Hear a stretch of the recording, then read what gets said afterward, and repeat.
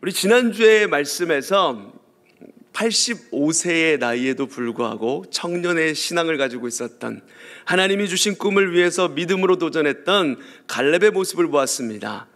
그런데 그 뒤로 오늘 본문 말씀에 이르기까지 17장까지는 그 모습과 정반대되는 사람들이 등장을 합니다. 이 사람들은 하나님의 꿈을 받았음에도 불구하고 그냥 가만히 있습니다. 가만히 아무것도 안 합니다. 그래서 오늘 여호수아가 이들에게 명령을 하게 되는 것이 오늘 본문의 말씀인데, 이 본문을 이해하려면 배경부터 우리가 좀 생각해 볼 필요가 있습니다. 갈렙이 이 산지를 주소서 하고 요청을 하지 않습니까? 그런데 여러분, 갈렙의 요청이 땅을 분배하기 전이었을까요? 분배하기 전이었을까요? 네, 땅을 다 분배받고 나서 나는 못 받았으니까 나에게 이걸 좀 주십시오 라고 요청을 했던 것이 아니라, 분배하기 전에 갈렙이 먼저 이 산지를 내게 주소서 그렇게 요청을 했던 것이고, 그 요청으로 인해서 이제 12지파에게 땅 분배가 시작되는 것입니다. 그렇게 땅 분배를 하는데 땅 분배의 순서가 있었습니다. 제일 먼저 분배받은 지파는 유다 지파였습니다. 제비뽑기에 먼저 유다 지파가 나서게 되는데 인구가 많은 지파였어요. 그리고 항상 이스라엘이 광야에서 행군을 할 때 가장 앞장섰던 지파가 바로 이 유다 지파입니다. 그래서 먼저 제비뽑기에 나섭니다. 그러니 먼저 땅을 분배받았다고 한다면, 그렇게 인구도 많다면 갈렙을 본받아서 이 분배받은 땅을 정복하는 일에 앞장서야 되는 거 아니겠습니까? 열심을 내야 되는 거 아닐까요? 그런데 그렇게 하지 않습니다. 여호수아 15장이 이 유다 지파가 분배받은 땅을 기록하고 있는데, 그 마지막에 나오는 말씀을 보면 이렇게 기록을 하고 있습니다. 15장 16절에 예루살렘 주민 여부스 족속을 유다 자손이 쫓아내지 못하였으므로, 여부스 족속을 쫓아내지 못했습니다.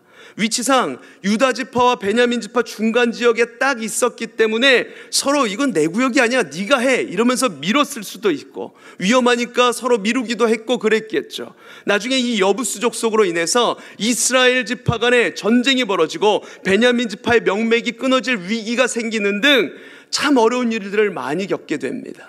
유다 지파가 받았던 그 축복의 장소를 방치해 두었다가 아주 혹독한 그런 대가를 맞이하게 되는 것입니다. 유다 지파 다음으로 분배받은 지파가 요셉의 두 아들이었던 에브라임과 므낫세 지파입니다.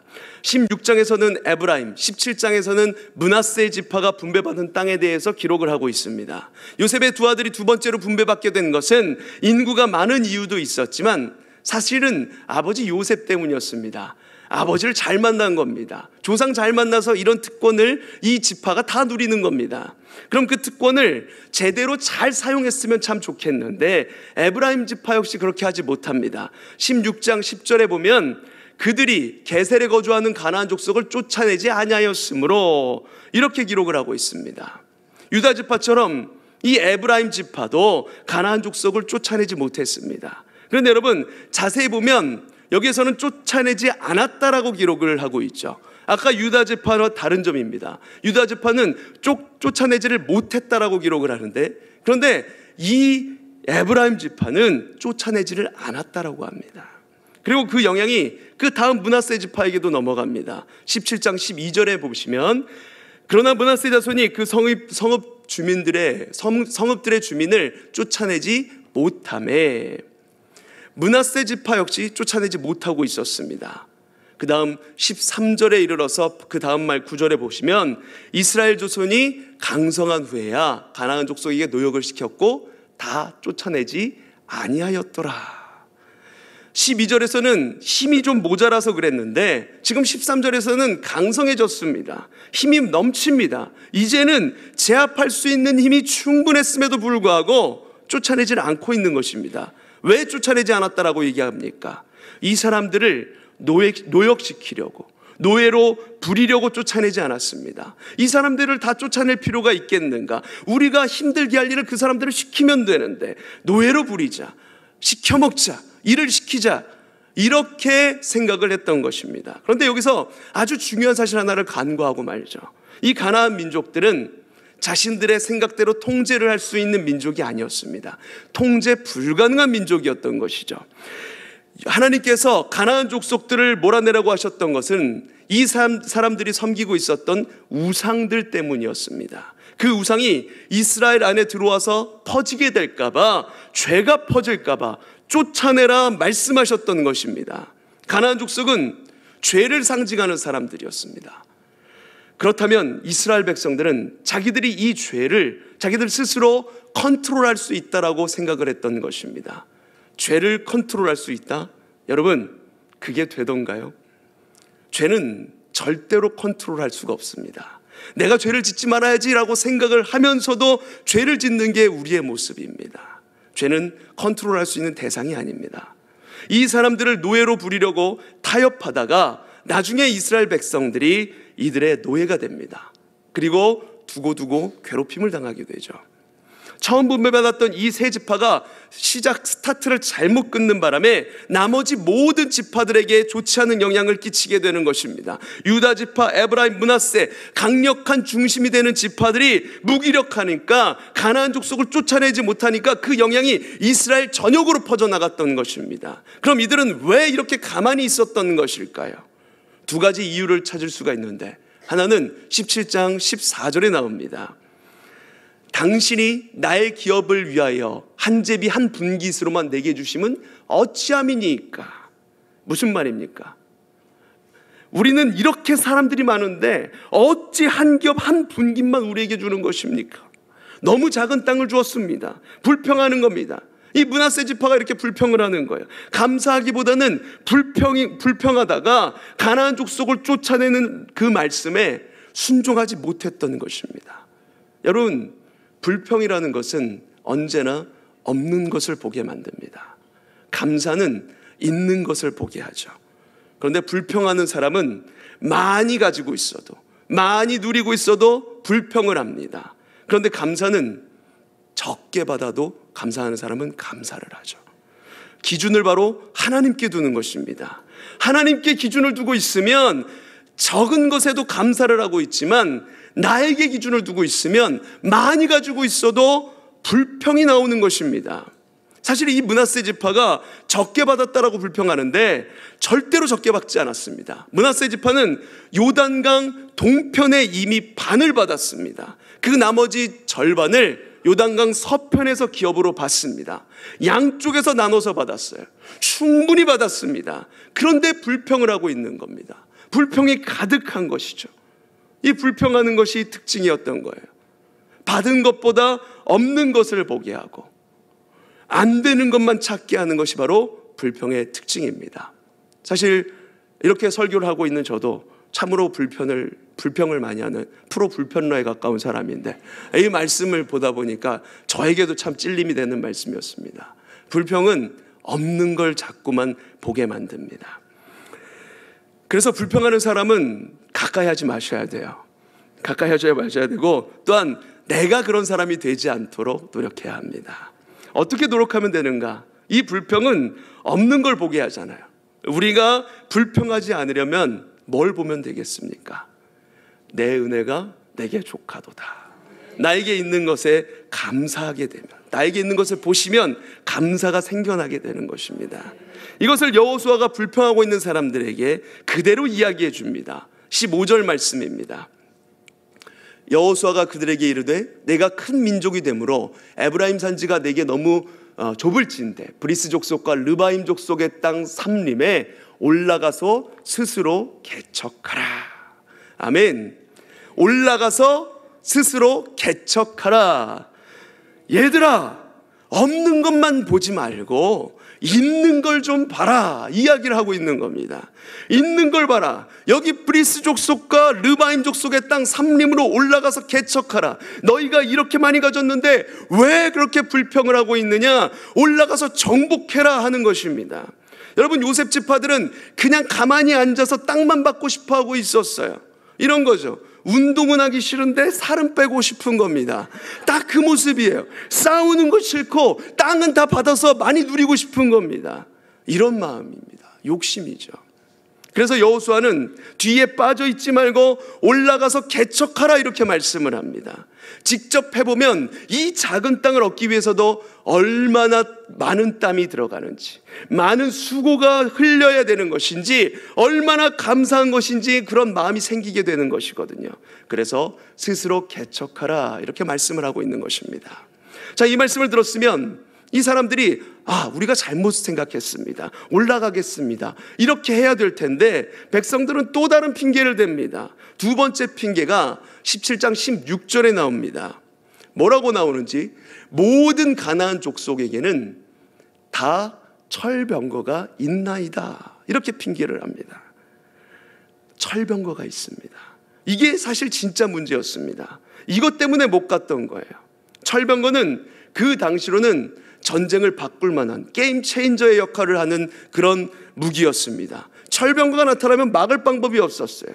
철병거는 두 마리 위에 사람이 이렇게 타서 그 술에 만든 병거를 끌고 가는 전차였습니다. 수백 대가 쭉 도열을 해서 돌격하면 막을 수가 없는 거예요. 방패로도 안 됩니다. 사람의 힘으로는 도저히 막을 수가 없었어요. 그래서 유다 지파, 요셉 지파, 그 인구가 많았던 그 지파들도 두려워했던 것입니다. 그런데 여러분, 가만히 생각해 보면 우리에게도 이 철병거가 있지 않으십니까? 어떤 분에게는 건강 문제가 철병거가 될 수 있고요, 어떤 분들에게는 자녀 문제, 그리고 재정의 문제가 철병거가 될 수 있습니다. 이것 때문에 제가 지금 못하겠습니다라고 하는 그것이 바로 우리를 가로막고 있는 철병거입니다. 이런 철병거를 딱 마주하게 되면 숨이 막히죠. 답답합니다. 내가 어떻게 해야 될지 모르겠습니다. 그래서 도망가고 싶어지고 포기하고 싶어지는 것입니다. 그런 우리를 향해서 성경은 뭐라고 이야기합니까? 요한일서 4장 4절 말씀에, 이는 너희 안에 계신 이가 이 세상에 있는 자보다 크심이라. 아멘. 할렐루야. 여러분 믿으십니까? 이걸 믿으면 우리에게 다가오는 철병거가 아무리 무서워도 거기에 압도되지 않습니다. 두려운 마음이 생겨도 포기하지 않는 거예요. 사실 이스라엘 백성들이 철병거를 본 게 처음이 아니었습니다. 이미 여러 번 봤습니다. 출애굽 때 홍해를 향해서 갈 때 홍해 앞에 섰을 때 애굽 군대가 막 뒤쫓아왔습니다. 뭘 타고 쫓아왔습니까? 바로 이 철병거를 타고 쫓아왔습니다. 그런데 그 철병거를 하나님께서 어떻게 하셨습니까? 그 홍해에다가 수장시켜 버렸잖아요. 그리고 가나안 북부 연합과 전쟁을 할 때 하솔 왕이 철병거로 무장하고 나왔습니다. 그런데 이들은 메론 물가에서 이들을 격퇴시켰습니다. 불과 몇 년 전에 있었던 일입니다. 몇 년 전 일인데 이스라엘 백성들이 이걸 까맣게 잊어버린 겁니다. 그것만 기억했어도 이러지 않았을 텐데 그 사실을 잊어버리니까 하나님이 보이지 않는 겁니다. 내 눈앞에 있는 철병거만 보이게 되는 것이죠. 여러분, 이럴 때는요, 생각을 좀 바꿔보셔야 됩니다. 만약 철병거가 없었다면 이 땅은 이미 더 강한 민족에 의해서 침략당했을지도 모르는 것입니다. 그런데 철병거가 있었기 때문에 오히려 지금 이 가나안 족속이 아직 그 땅에 남아있는 거예요. 그렇게 생각하면 이 철병거는 불평할 일이 아니라 정복할 곳, 감사할 일이 되는 것입니다. 우리를 가로막고 있는 철병거도 그런 것 아니겠습니까? 하나님이 주신 약속과 나의 현실 사이에서는 언제나 철병거가 있죠. 하나님께서 뭘 원하시는지 나는 알고 있습니다. 그런데 내가 그것을 하기에는 뭔가 좀 힘이 듭니다. 왜입니까? 철병거가 가로막고 있거든요.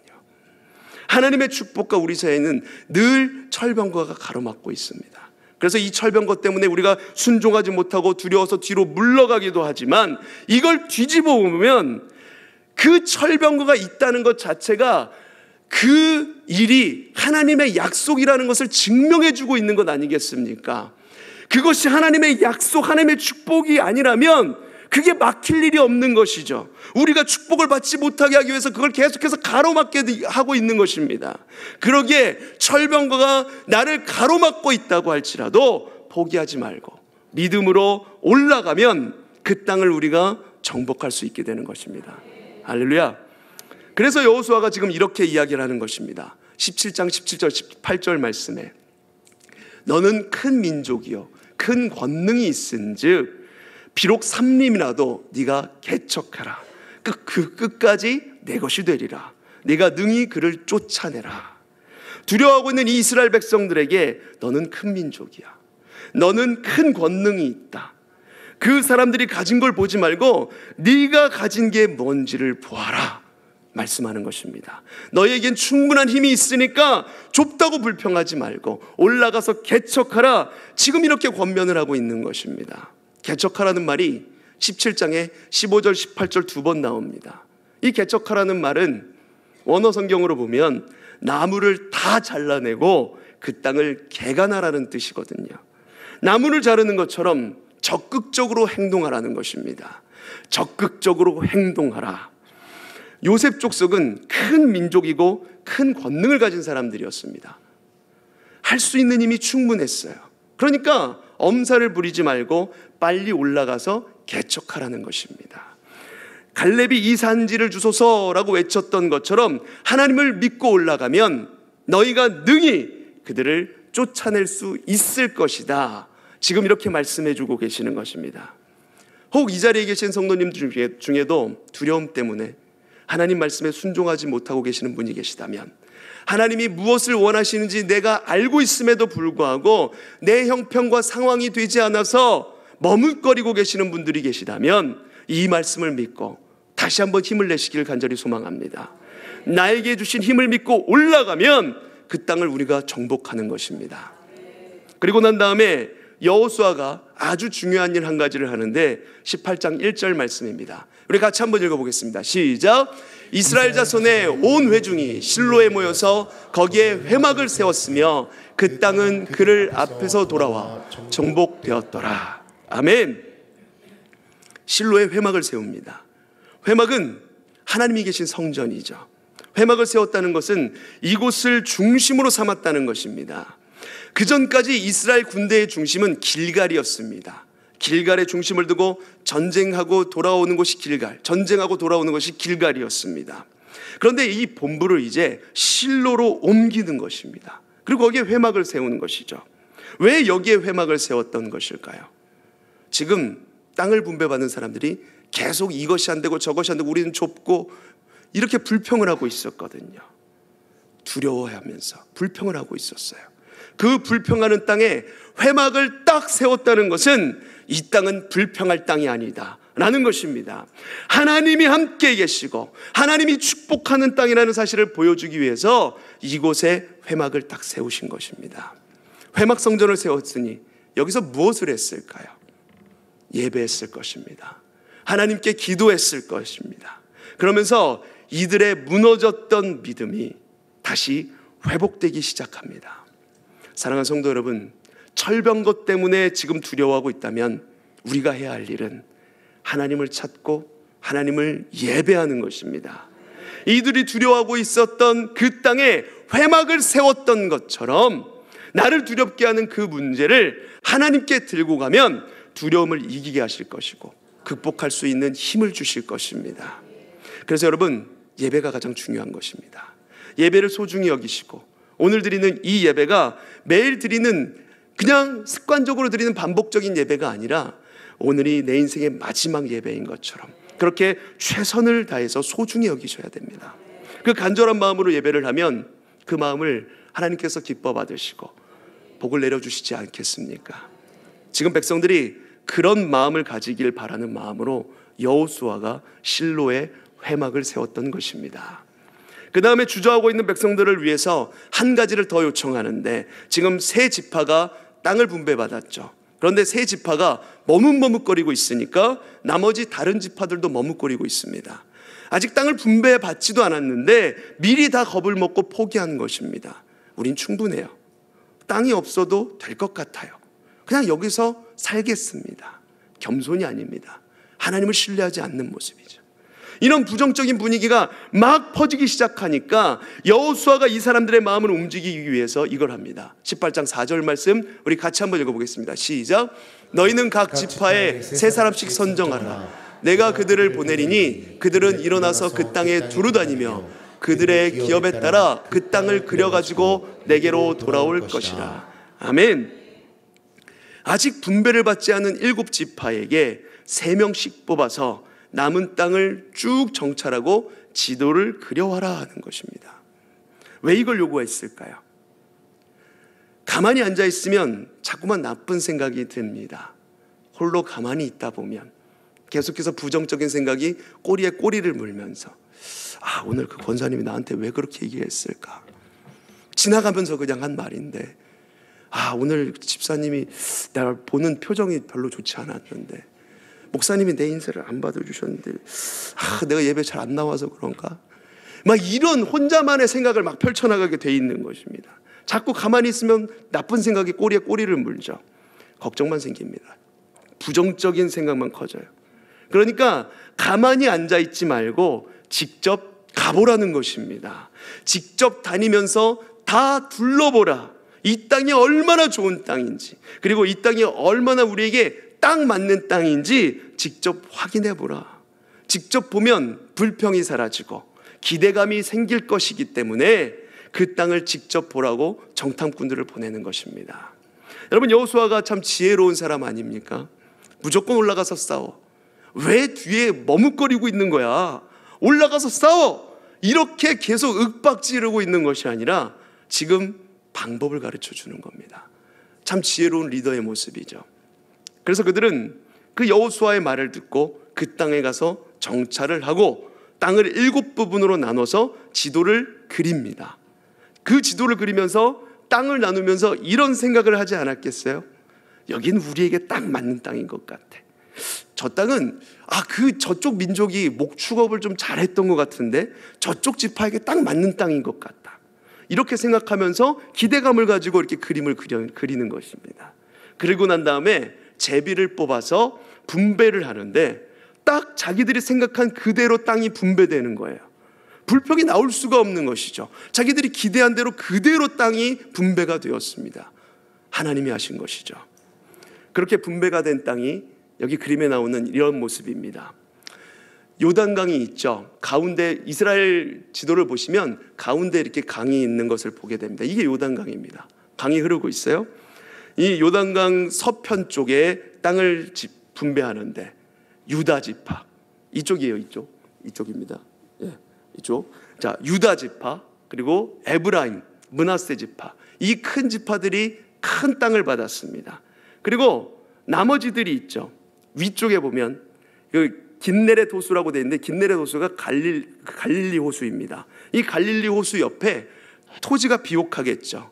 물이 있으니까, 토지가 좋은 곳이니까 여기에는 농사를 잘 짓는 지파들, 뭐 이사갈이라든가 납달리, 스불론, 이런 지파들이 저쪽 위쪽 땅을 분배받습니다. 큰 지파라고 좋은 땅을 주시고 작은 지파라고 나쁜 땅을 주셨는가? 그렇지 않다는 거예요. 각자 지파의 특색에 맞는 땅을 주십니다. 가장 좋은 예가 베냐민 지파인데, 베냐민 지파는 남쪽으로는 큰 유다, 북쪽으로는 에브라임, 그리고 므낫세, 그 사이 중간에 껴있는 조그만 지파입니다. 그런데 이 베냐민 지파는요, 경계선에 예루살렘이 딱 있어요. 유다 지파 쪽, 베냐민 쪽 그 지파 쪽에 경계에 예루살렘이 있기 때문에, 그래서 예루살렘을 관리하려면 어느 한쪽이 관리를 일방적으로 할 수가 없는 것입니다. 유다 지파가 힘이 세다고 내 맘대로 관리하고 이렇게 할 수 있는 것이 아니라 베냐민 지파와 잘 협조하고 협의하여서 예루살렘을 관리할 수가 있게 되는 것이죠. 뭘 말하는 것입니까? 여러분, 이것은 큰 땅만 중요한 것이 아니라 작은 땅도 중요하다는 것입니다. 작다고 무시할 것이 아니라 이 사람들이 있어야 이스라엘 전체가 완성이 되는 것처럼 하나님 나라는 모두가 다 중요하다는 것입니다. 큰 사람, 위대한 사람만 필요한 것이 아니라 작은 사람도 필요하다라고 하나님께서 땅 분배를 통해서 우리에게 보여주고 계시는 것입니다. 이게 은혜이죠. 작고 나약해 보여도 다 하나님이 쓰실 곳이 있고 귀하다 하시는 것입니다. 할렐루야. 이렇게 땅 분배를 마치게 되는데, 여러분, 이 여호수아의 모습을 보면 참 지혜롭습니다. 그런데 이 여호수아는 누구를 예표하는 사람입니까? 그 이름부터 예수 그리스도, 예수님을 예표하는 사람입니다. 여호수아가 하나님의 뜻을 알려주고 그 길을 알려주었던 것처럼 우리가 믿는 예수님도 바로 길이요 진리요 생명 되신 분이시죠. 하나님께 갈 수 있는 길이 되시고 그 길을 가는 방법도 예수님께서 우리 가운데 알려주십니다. 뭘 그런 걸 배우려고 그래? 그냥 믿어. 이렇게 윽박 지르시지 않으시고 때로는 우리의 부족함을 알고 계시기 때문에 기다려주세요. 우리가 머뭇거리고 있어도 기다려주시면서 때로는 돕는 사람들을 붙여주셔서 그 사람을 통해서 깨닫게도 만들어주시고 위로하시고 함께 가자 손잡아 주시는 게 우리 예수님이십니다. 내 믿음이 연약한 걸 아시고 우리 가운데 성령을 주셔서 그 믿음이 흔들리지 않도록 우리를 붙잡아 주시는 것입니다. 성령을 통해서 하나님의 약속이 무엇인지를 깨닫게 하시고 우리가 그 약속을 향해서 한 걸음 한 걸음 걸어갈 수 있는 힘을 주시죠. 이 여호수아를 통해서 예수님의 모습을 보라고 우리에게 말씀을 하고 계시는 것입니다. 그럼에도 여러분, 우리가 지칠 때가 있지 않습니까? 기도 응답이 늦어지면 걱정이 돼요. 내가 예상하지 못한 문제를 딱 만나게 되면 이걸 어찌해야 될까? 머뭇거리게 됩니다. 변하지 않는 현실을 마주하게 되면 내가 그만둬야 될까? 포기하는 게 맞지 않을까? 이렇게 주저앉게 되는데 우리 주님은 그때 내가 생각하지도 못한 일을 보게 만드십니다. 그래서 다시 힘을 내게 하십니다. 7지파에게 그 땅을 직접 보고 와서 힘을 내게 만드셨던 것처럼 내가 생각하지 못한 일을 경험하게 하셔서 우리 가운데 다시 힘을 내게 만드시는 분이 우리 주님이십니다. 내가 걸어가고 있는 이 길이 맞는 길인지 그것을 깨닫게 하셔서 얘야, 그 길이 맞다. 내가 그 길에 너와 함께 하겠다. 계속 믿음으로 전진하지 않겠니? 이렇게 도와주시는 것입니다.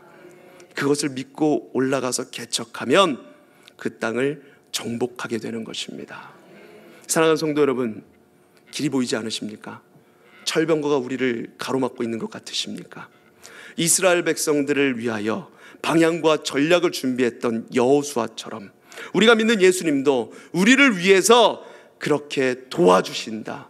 이 믿음이 여러분에게 있게 되기를 간절히 소망합니다. 그래서 주님께 묻고 간구하시길 바랍니다.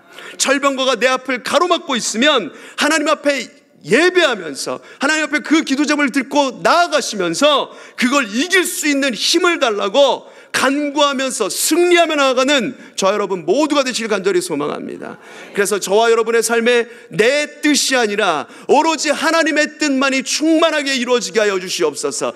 나의 삶에 주의 뜻을 이루는 도구가 되게 하여 주시옵소서. 그 마음으로 주님 앞에 간절히 적극적으로 올라가 정복하며 그 땅을 보고 기도할 수 있는, 철병거를 물리치며 나아갈 수 있는 저 여러분 모두의 삶이 되시길, 또한 이 남은 4일 5일간의 기간 동안 그 좋은 예수님을 주변 이웃들에게 전하면서 나아가는 모든 우리 빛나 성도님들 되시기를 간절히 소망합니다.